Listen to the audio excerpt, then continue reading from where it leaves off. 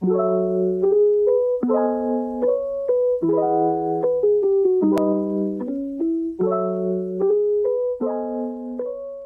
ira no siempre habla de la otra persona.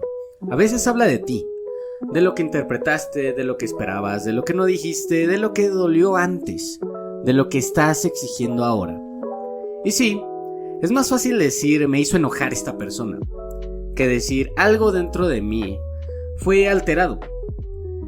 Aquí necesitamos entender algo muy importante con el enojo. El enojo está ahí para defenderte de algo. El problema es que a veces ese algo es fantasioso, ese algo no existe, ese algo no está pasando realmente. Ese algo simplemente es tu mente interpretándolo de cierta manera. Y ojo, de cierta forma automática. No es algo que te pongas a analizar o a razonar de repente y después decidas, después de una pausa, decir esto, ¿no? Pero ahí es donde entra el tema de hoy. Ahí es donde tenemos que empezar a practicar, porque recuerda que tu mente va a opinar, pero tú tienes que decidir. ¿Te ha pasado esto alguna vez? Mandas un mensaje, esperas una respuesta, no llega, pasan los minutos, luego una hora, luego ves que la otra persona subió una historia, y ahí empieza el incendio. No por el mensaje, sino por la interpretación. Me está ignorando, no le importo, me está faltando al respeto, seguro soy una opción más, seguro está con otra o con otro. La ira aparece rápido, pero no llegó sola, llegó con esa historia, o con una herida, o con una exigencia. Aquí piensa en un vaso que se está llenando, un vaso que se llena poco a poco y que no estás realmente haciendo ningún esfuerzo porque baje y deje de estar en esta situación. O como un fuego que se va propagando y no le estás tratando de echar agua. Así es como funciona el enojo.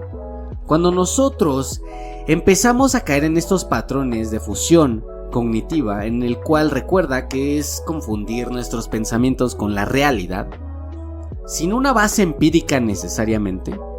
¿Qué es eso? Que no lo estás viendo en la realidad, no tienes una base real para esto.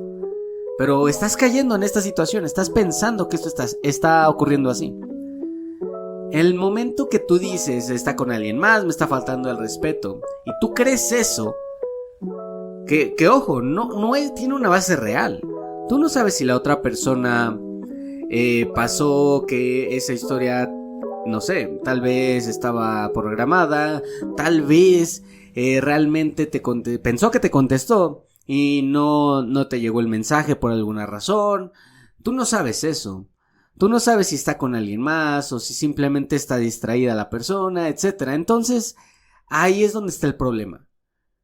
Ahí es donde aparece el enojo.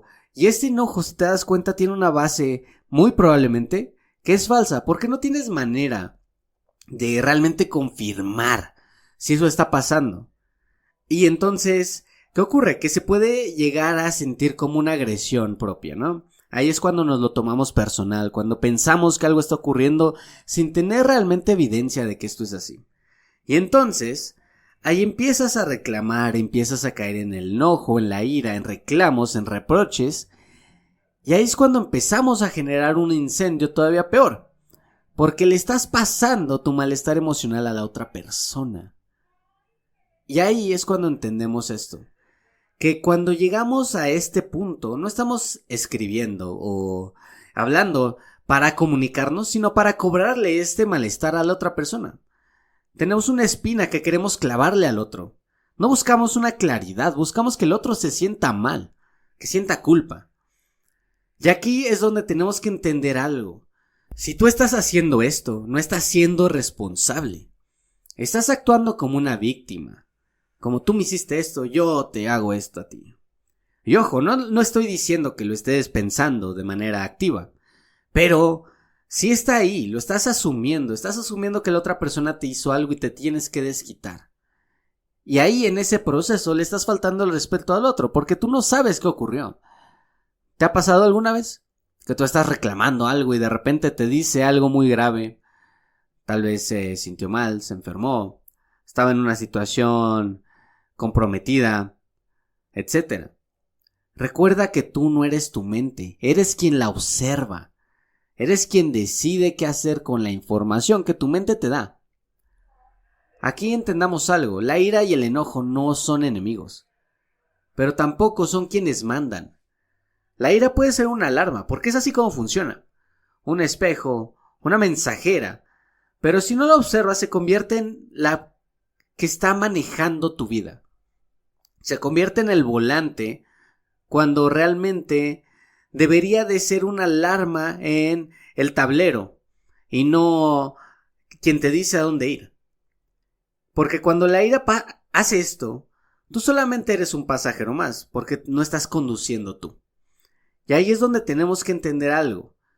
Si explotamos, si nos dejamos llevar por estas emociones, si atacamos, ahí lo que podemos estar haciendo es un daño a nosotros mismos. Ese es el autosabotaje. ¿Por qué a nosotros mismos? Porque estás destruyendo una relación con alguien que te importa. ¿Por qué te importa? Pues porque justamente te hizo enojar algo que hizo. Por eso te importa. Si esa persona no fuera importante, pues no te importaría nada su reacción, valga la redundancia, ¿no? Te daría igual. Pero justamente esa ira desproporcionada tiene que ver también con qué tanto te importa la persona. Por eso no puedes estar reaccionando de esta manera. Tienes que actuar con responsabilidad porque la ira, ¿dónde está? Está en tu cabeza. ¿Por qué tendría otra persona que hacerse responsable de eso? Por eso la frase me hiciste enojar no tiene ningún sentido. Tú decides enojarte consciente o inconscientemente, por omisión o por comisión, de forma activa o de forma pasiva, por la interpretación que tú le estás dando a este suceso, a esta situación que está ocurriendo. Pero tienes que entender algo, que a pesar de esto, a pesar de que podría tener una base falsa, a pesar de que estamos en este proceso de consecuencias, claro que sí, puede haber algo de responsabilidad en el otro lado. Y yo no te voy a negar eso. Y esa es la clave aquí.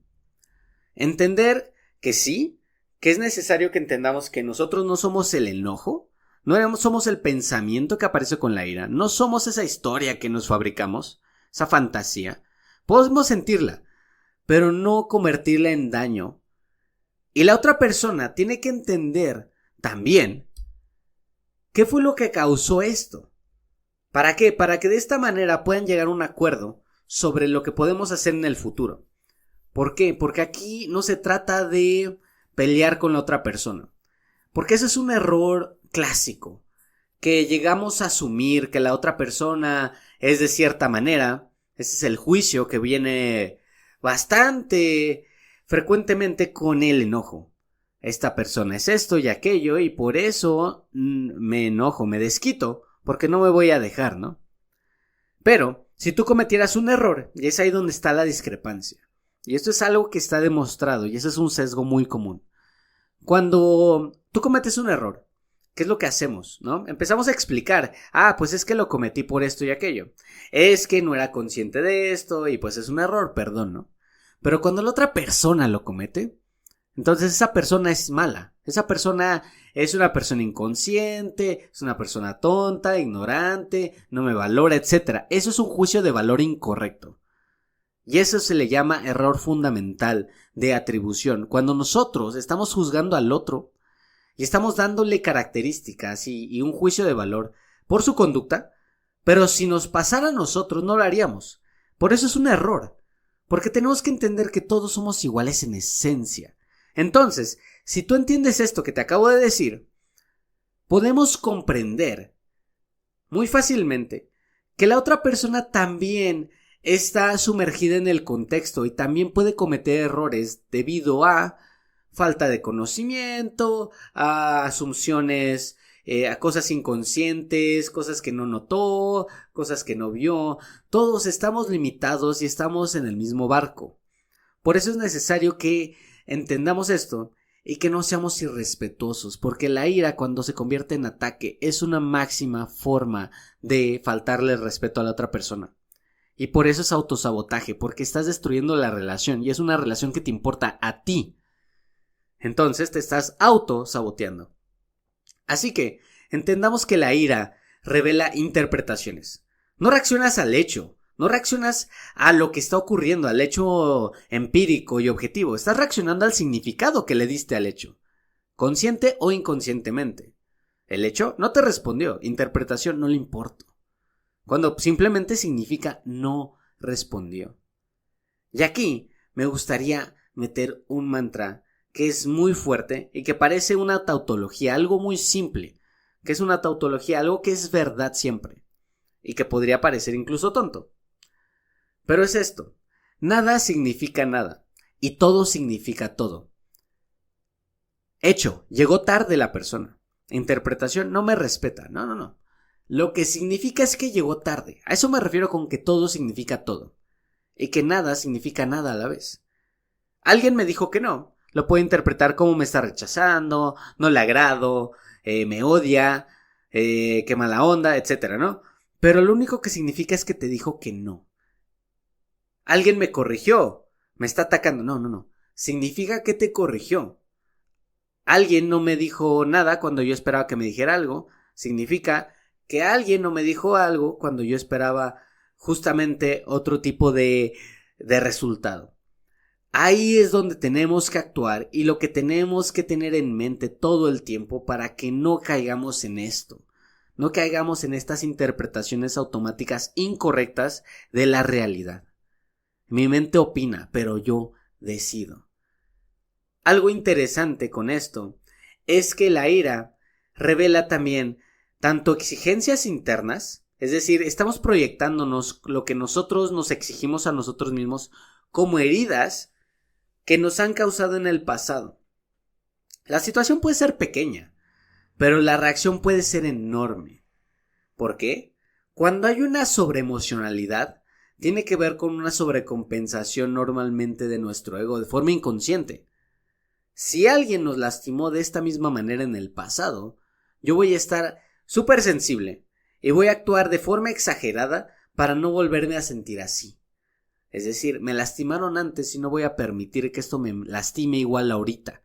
Por eso reacciono de manera desmedida. Es una sobrecompensación porque no quiero volver a tener esta herida de nuevo. Y antes prefiero herir a otro que sentirla yo. También revela, como dije antes, exigencias internas. Debes de responderme rápido. ¿Por qué? Porque yo respondo rápido. Debes entenderme sin que yo explique, porque yo trato de entender a los otros sin que me expliquen. Debo de tratarte como yo te trato, porque yo te trato de la manera en la que a mí me gustaría que me trataras. Pero ¿qué crees? Que con esto estamos revelando algo muy interesante. Le estás pidiendo a la persona que juegue un juego que no sabe que existe porque está solamente en tu cabecita. Entonces, para esto es necesario que haya comunicación clara. No podemos enojarnos porque la realidad no obedeció nuestra regla secreta. Tenemos que entender que si la otra persona no hace algo, no es porque sea mala per se, sino porque tal vez no conoce tu regla. Nunca se la has dicho. Y ojo, aunque la conozca, tiene toda la libertad, así como tú la tienes, de actuar como quiera. Y ahí es donde tú tienes que entender si tus valores están en comunión con los de la otra persona. Y si tú entiendes esto, pues de alguna manera ya vas a mitigar el riesgo de que te enojes, porque cuando están en mutuo acuerdo, pues es menos probable que se falte algún acuerdo. Pero si nada más son tus reglas secretas y tú estás asumiendo, de nuevo, inconsciente o conscientemente, que la otra persona debe de seguir las reglas que tú sigues, porque para ti, y eso nunca te lo has planteado, pero para ti es lo correcto, bueno, pues estamos jugando un juego injusto. Le estás pidiendo a la otra persona que gane un juego en el que ni siquiera sabe cómo se juega y ni siquiera sabe que el juego existe. Por eso es necesario que entendamos esto. Que podemos tener preferencias, pero una cosa es eso y otra cosa es una exigencia. Y ahí es donde entra ACT. Entender la diferencia entre algo que yo prefiero y algo que yo necesito. Y esto es un concepto también más bien, no es de ACT, es de la terapia racional, emotiva, conductual. Ahí tenemos que entender que es necesario poder contrastar qué es lo que preferimos que pase y lo que exigimos que pase. Porque las exigencias son irracionales y porque son absolutas. Por ejemplo, yo prefiero que me responda rápido. Exigencia, debe de responderme y si no lo hace significa que no le importo. Ese debería es una creencia irracional que te va a causar sufrimiento a ti. Porque quien se está enojando eres tú. Quien está destruyendo sus propias relaciones eres tú. Quien está saboteando su propia felicidad en el momento presente por reaccionar de esta manera debido a una interpretación falsa por parte de una exigencia que no conlleva, que no tiene comunión con la realidad, eres tú. Entonces tenemos que entender esto.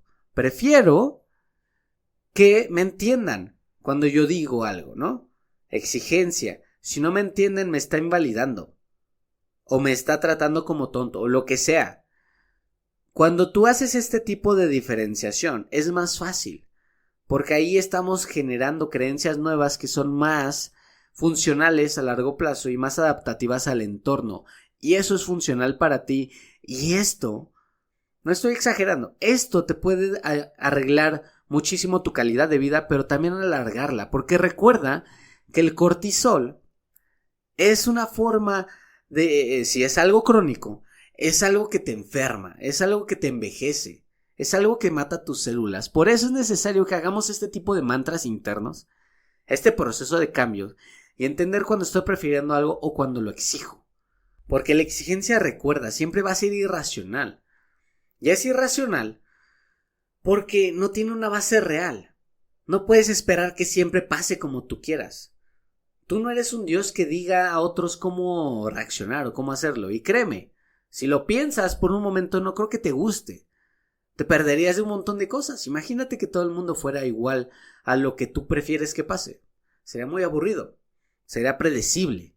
No habría este juego, este intercambio social entre las diferencias que pueden haber entre una persona y otra. Recuerda, prefiero ganar, pero no necesito ganar para existir. No necesito ganar para sentirme bien, para ser importante, para ser valioso. Yo valgo lo mismo que otros. Eso es lo que te tienes que recordar todo el tiempo. Y esa es la manera en la cual vas a llegar a ser tu propio terapeuta ACT, sin necesidad. Obviamente es algo que te recomiendo ampliamente, pero a veces cuando llegas a dominar esto ya no necesitas una terapia porque eres capaz de generar esta flexibilidad psicológica y ayudarte. Y ojo, esto no te lo digo para que se lo digas a otros, sino para que lo empieces a aplicar en ti. Si tú no lo estás aplicando, esto no sirvió de nada y este tiempo que estás invirtiendo aquí no sirve de nada, entonces quita el episodio. En serio. Pero si estás dispuesto o dispuesta a aplicarlo, es algo que te va a arreglar muchísimas cosas en tu vida. Es algo que te va a dar libertad. ¿No le parece? Pero eso es algo que puede ayudarte muchísimo a vivir de una mejor manera. Por último, recuerda que el contexto también alimenta el enojo. Recuerda que el enojo no aparece en el vacío. A veces estamos en una situación más reactiva porque estamos agotados y eso así funciona. Así, en ciertas partes del día, cuando estamos a punto de dormir tal vez, nuestra corteza prefrontal está exhausta por todo lo que pasó durante el día. Entonces, ¿qué ocurre? Que somos más emocionales, porque nuestra amígdala y nuestro hipocampo toman el control.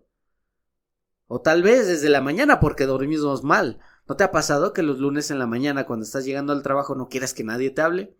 Eso podría llegar a estar ocurriendo. Entonces esto no te lo digo porque te diga que debes de cambiar tu rutina o lo que sea, porque yo sé, de nuevo, que el contexto importa. Que el contexto te devora, aunque tú no quieras. El contexto te moldea. Y ojo, tus valores son los que tienen que dirigir, sí, pero es algo muy importante. Que seas consciente de esto para que sepas cómo te afecta a ti. Y saber en qué momento es recomendable que reacciones y en qué momento no. Tal vez puedes dejar conversaciones pendientes para que cuando estés en una situación más clara, más libre, más pues sí, más relajada, pues sea un poquito más fácil continuar, ¿no? Y recuerda que el ego ama la ira, ama el enojo, porque la ira te hace sentir fuerte, te hace sentir con una claridad, con una superioridad, con una justificación, como si tuvieras una razón para ofenderte y para transgredir al otro, para transgredir los límites del otro. Pero aquí tienes que tener cuidado, porque a veces no quieres resolver un problema, solo quieres ganar, solo quieres aplastar al otro. No quieres comunicar sino castigar. No quieres entender, quieres que el otro pague. Y aquí tenemos que entender esto, que cuando hacemos esto, cuando actuamos desde la superioridad, con una racionalización de por qué tenemos derecho a hacer esto, estamos realmente dejando que nuestro enemigo interno gane. Porque esto te puede afectar en todos los aspectos de tu vida. Ahorita hablamos de pareja, ¿no? En este ejemplo. Pero te puede afectar en el trabajo. Puedes ofender a alguien. Puedes ofender a alguien en la calle. Puedes poner tu vida o tu integridad física en peligro por no poder controlar tu enojo. Recuerda que elijo responder, no reaccionar. Tienes que elegir responder, pero tras analizar todo. Porque si reaccionas, a veces vas a poder cometer un error muy, muy grave. Así que para terminar, y este episodio fue un poquito diferente a lo que estamos acostumbrados, con ciertos puntos, con ciertas cosas a revisar, me gustaría nada más que recordemos un mantra muy importante aquí. Mi mente opina, pero yo decido sí. Pero recuerda que puedo llegar a sentir con mucha profundidad. De una forma inmediata, puede desatarse el incendio todo el tiempo. Pero yo decido actuar con conciencia, con lo que yo considero importante. Y esa es la parte importante aquí. Que tú aprendas a diferenciar qué es lo que te importa a ti, qué es lo que consideras relevante. Y en base a eso tomes tus decisiones. Yo no te voy a decir qué hacer, yo no te voy a decir que está mal que te enojes. Yo te voy a decir qué es lo que es viable a largo plazo según este método científico que te estoy compartiendo aquí. Porque yo no te lo estoy compartiendo desde algo que se me ocurrió, sino de algo que tiene un fundamento muy profundo y muy robusto en el ámbito científico. Así que recuerda esto. Tu ira no es tu enemigo, pero tampoco es tu identidad, tampoco es quién eres tú.